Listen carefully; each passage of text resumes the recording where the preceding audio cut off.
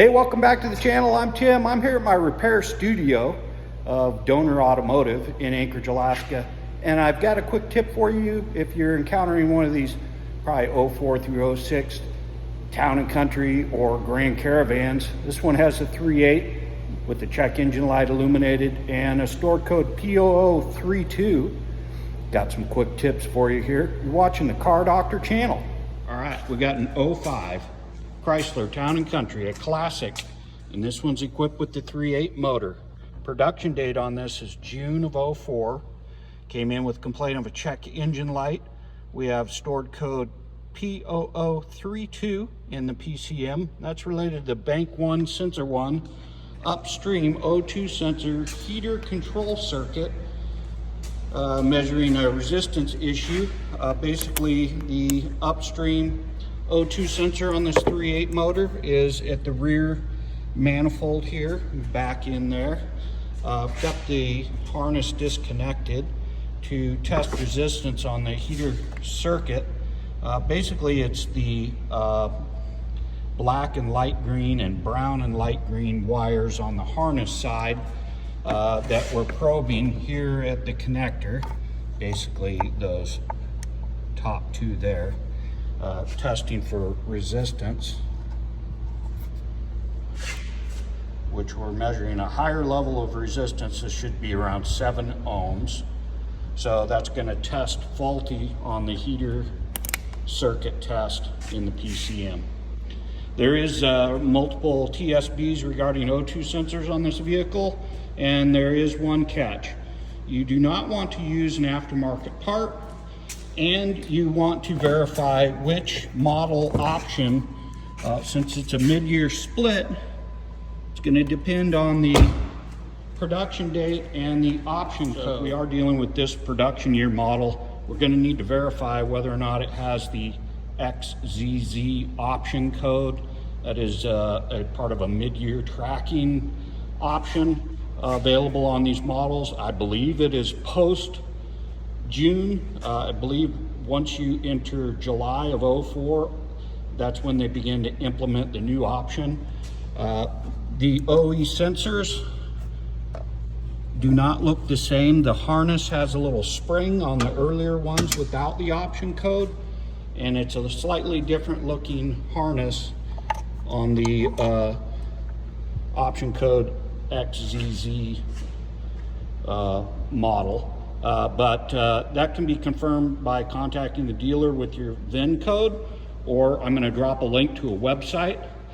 And if you go there, you can punch in your vehicle identification number complete, use capital letters in order to get proper feedback on that website. So basically, if you go to this website and then enter your VIN number using capital letters and then click, you will be provided with the equipment listing for this vehicle. And then if you scroll down to optional equipment, you're just looking for a listing for mid-year model vehicle tracking, which this one does not show. So it does not have the XZZ option, and therefore is the earlier O2 sensor listing. And again, we highly suggest using an OE sensor. Do not use a Bosch sensor. You will regret that decision. Some O2 sensor codes will recommend and fall under a technical service bulletin regarding updating of the PCM, a reflash, to prevent future check engine light codes. But we really don't see that listed under the P0032 code, and we're confident that given the obvious fault in the O2 sensor itself, that this repair, basically replacement of the O2, is going to get this thing squared away. Access and remove the sensor by using this conglomeration of a 7/8 O2 sensor socket, a short wobbly extension, a impact wobble adapter, and some half-inch drive extensions and an impact. I just promised to put it in a little more gently, probably using a ratchet But, oh, and I cut the wires and the little spring dealy off to better facilitate installation of the socket. But we'll go ahead and replace the unit and get this thing buttoned up. There's your factory OE02 sensor. This is the without the XZZ option. And we'll go ahead and install that bad boy.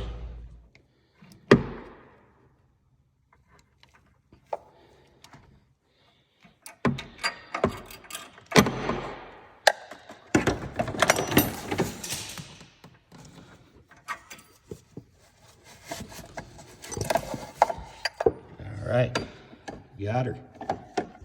Okay, we'll go ahead and reconnect it here.